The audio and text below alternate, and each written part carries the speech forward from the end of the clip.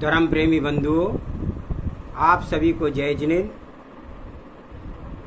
आपका मेरे इस चैनल में बहुत सहयोग मिल रहा है, इसलिए आप सभी का धन्यवाद।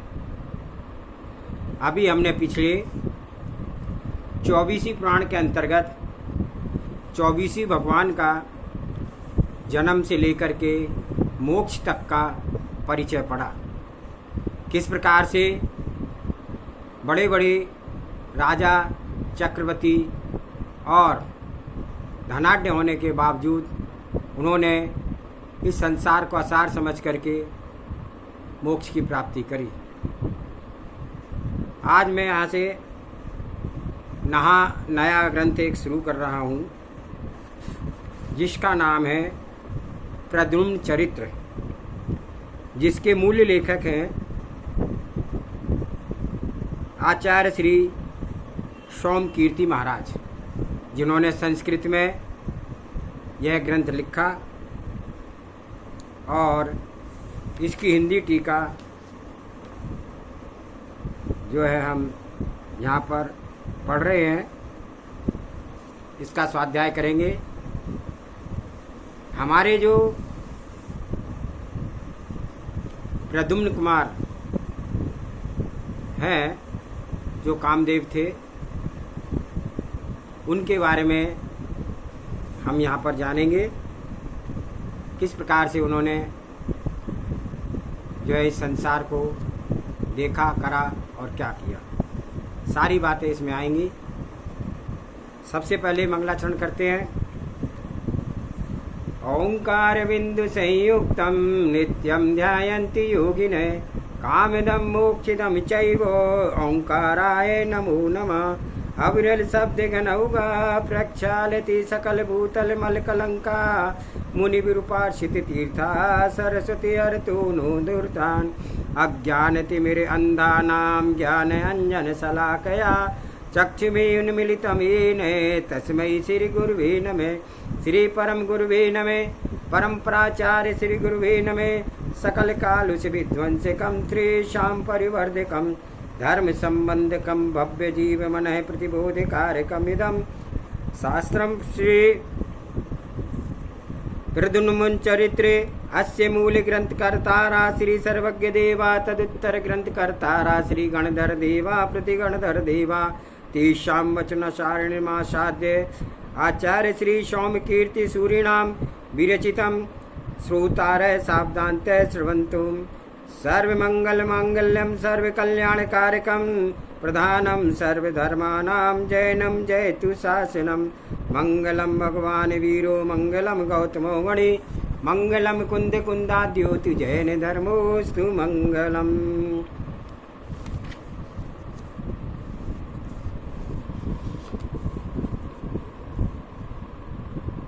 श्री प्रद्युम्न चरित्र।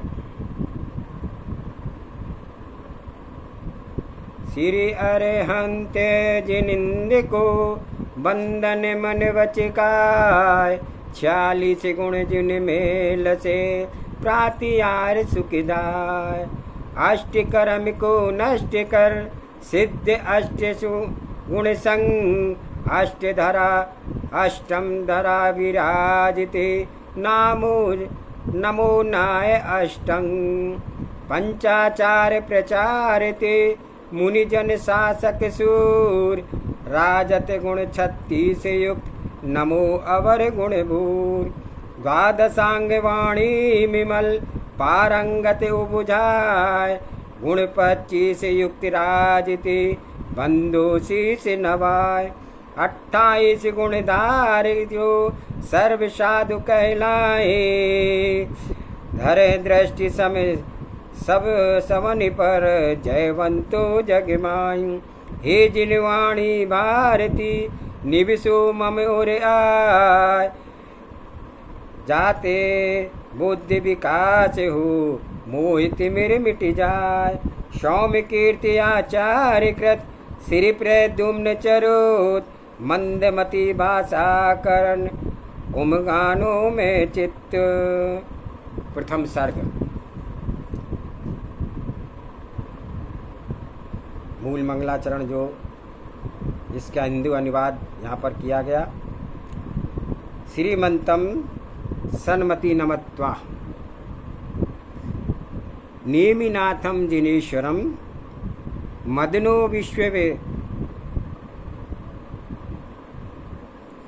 जेतापि बंधुर्नो शशांकयम् वर्धमान जिनत्वा वर्धमान सतामहे यदि रूप दर्शना निराजात जाते सहस्रे नयनो हरि प्रणम्य भारती देवी जिनेन्द्र वचनोदुगा उद्गतां चरितं कृष्णपुत्रस्य वश्ये सूत्रानुरता।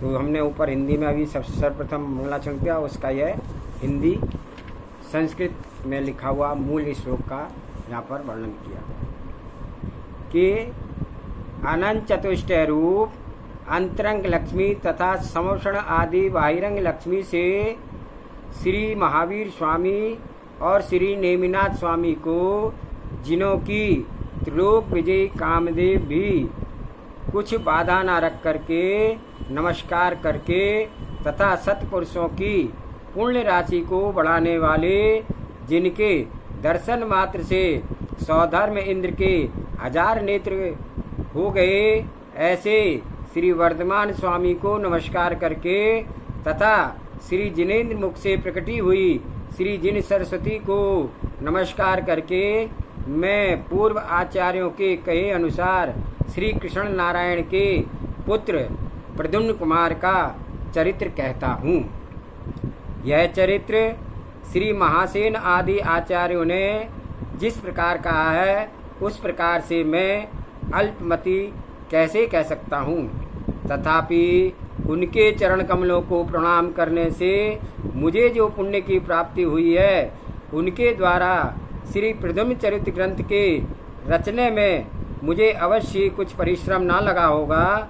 सदा काल निर्मल चित्त के धारक पर निंदा करने में मूक और सर्व प्राणियों के उपकार करने वाले सज्जनों को मेरा बारंबार नमस्कार है।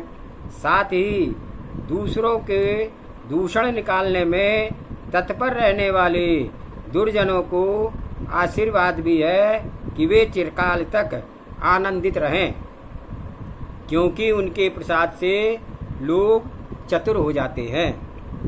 श्री कृष्ण के पुत्र प्रद्युम्न कामदेव का चरित्र तो कहाँ, और अल्प विषय को समझने वाली मेरी बुद्धि कहाँ।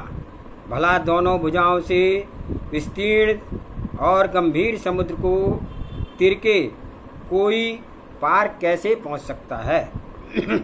विद्वानों के सामने मैं मंदबुद्धि कवि की इच्छाओं को उसी तरह उपहास का पात्र बनूंगा, जैसे ऊंचे वृक्ष के फल को तोड़ने की इच्छा करने वाला कुब्बड़ कुंभज मनुष्य हास्य का पात्र बनता है।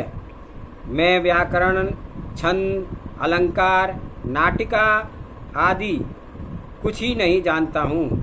मैं केवल पुण्य के उदय में मन में जो उत्साह उत्पन्न हुआ है, उसी से पाप का नाश करने वाला चरित्र कहता हूँ। श्री जिनेन्द्र देव की जो पूजा इंद्रगण उत्तमोत्तम कल्प वृक्ष के फूलों से करते हैं, उससे क्या मनुष्य कलहार संध्या को खिलने वाले श्वेत कमल पात्रों से नहीं करते हैं, अर्थात करते हैं। श्री जिनसेन आदि पूज्य आचार्यों ने जिस तरह निरूपण किया है, उसी के अनुसार मैं शक्तिहीन भी उसके चरणाविंद की सेवा के प्रसाद से वर्णन करता हूँ। जिस चरित्र को बाँचने तथा सुनने से पाप का नाश होता है, उसे सत्पुरुषों को और विशेषकर भव्य जीवों को अवश्य सुनना चाहिए।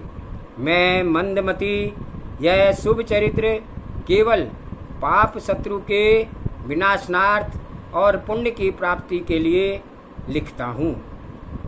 इस चरित्र को मैं भव्य जीवों के ज्ञान की वृद्धि के लिए, पुण्य फल के दृष्टांत देने के लिए तथा बालकों की बुद्धि की बड़वारी के लिए ही बहुत ही सुगम रचता हूँ।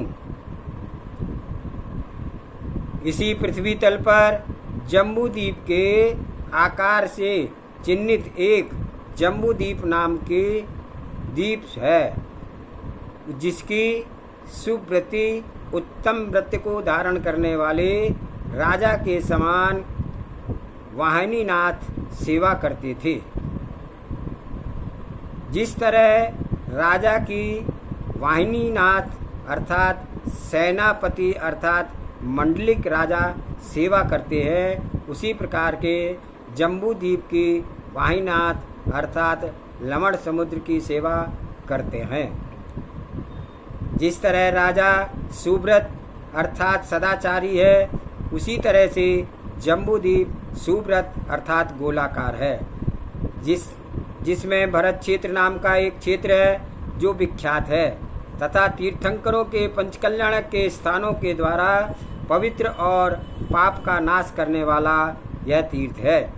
इसमें जगत विख्यात मगध नामक एक देश है, जो अनेक तरह की वापिकाओं, बावड़ियों, कुएं और सरोवर से शोभायमान हैं। उस मगध देश में एक राजगृह नाम का नगर है, जो धरातल पर विख्यात है, जो जिन मंदिरों के द्वारा स्वर्गपुरी के समान सुंदर है। उस नगर में श्रेणिक नाम का राजा राज्य करता था, जो जगत विख्यात शत्रुओं को जीतने वाला, निर्मल चित्त का धारक, विवेकी, दुष्टों को निग्रह करने वाला, सत्पुरुषों की रक्षा में दत्तचित्त, श्रावकों के आचरण तथा पालने वाला और सम्यक्त को शोभायमान था। उस राजा की चेलना नाम की एक रानी थी, जो सरल स्वभाव की धारक, अपने रूप में संपत्ति की देवांगनाओं के भी रूप को जीतने वाली थी।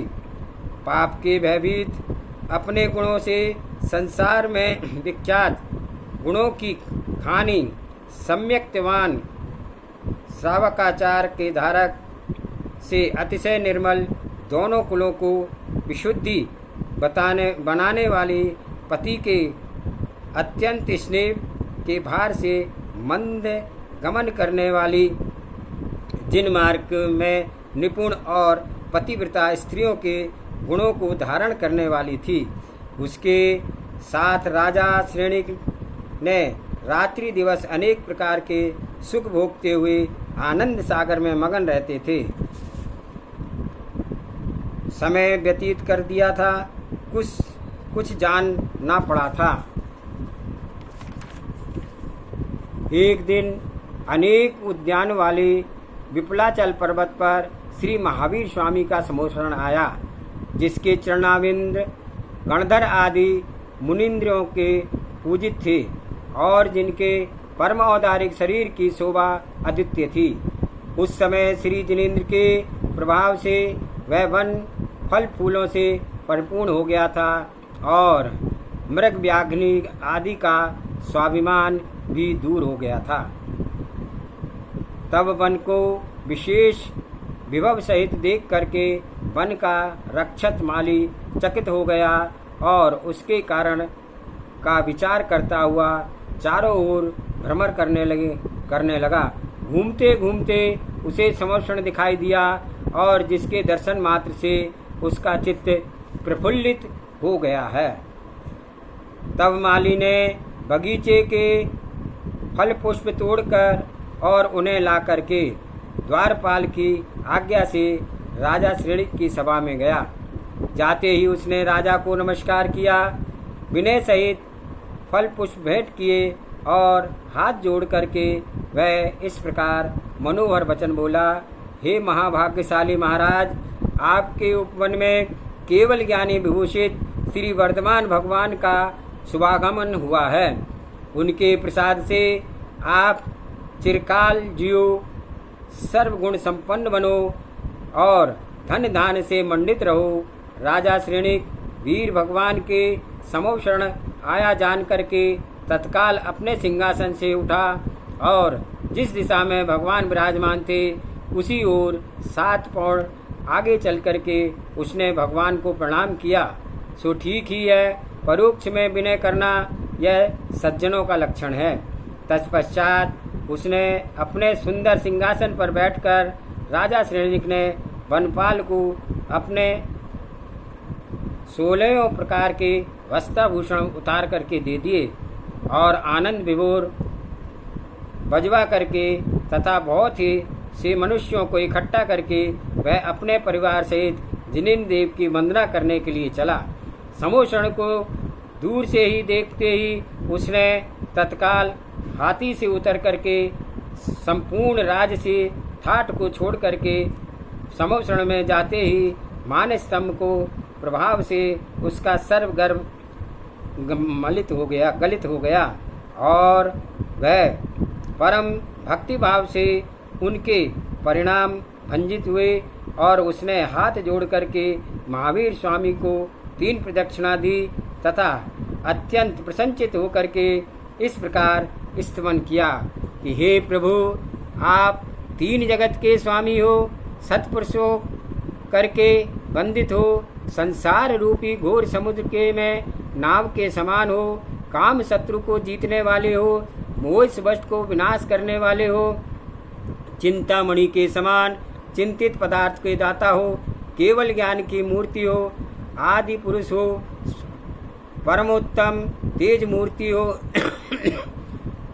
स्वयं भवम अर्थात स्वयं ही इस स्वरूप को प्राप्त करने वाले हो, स्वयं बुद्ध हो, स्वाभाविक आनंद से भरपूर हो, दुख शोक आदि से को नाश करने वाले हो, जन्म मरण आदि से रहित हो, सम्यक दर्शन सम्यक ज्ञान सम्यक चारित्र रूपी रत्नत्रय से मंडित हो, मान और माया से विवर्जित हो, प्रथमानुयोग कर्णानुयोग चरणानुयोग द्रव्यानुयोग रूपी 4 वेदों में आपकी महिमा वर्णित है। ध्यान में व गान में आपका ही ध्यान व गुणवाद किया जाता है।